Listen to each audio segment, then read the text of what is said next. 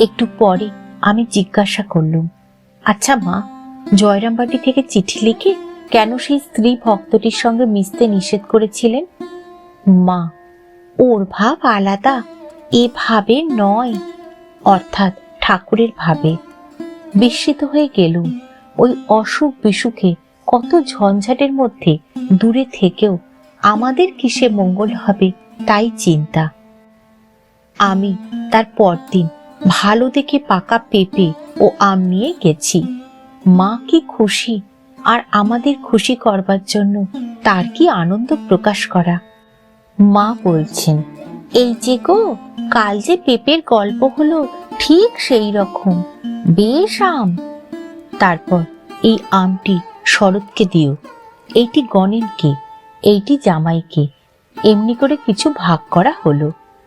ভারী গরম, মায়ের বড় ঘামাচি বেরিয়েছে। মা বলছেন, চন্দন মাখলে ঘামাচি কমতে পারে, কিন্তু তাতে ঠান্ডা লাগে। আমি, কাল পাউডার নিয়ে আসবো, মাখলে ঘামাচি কমবে।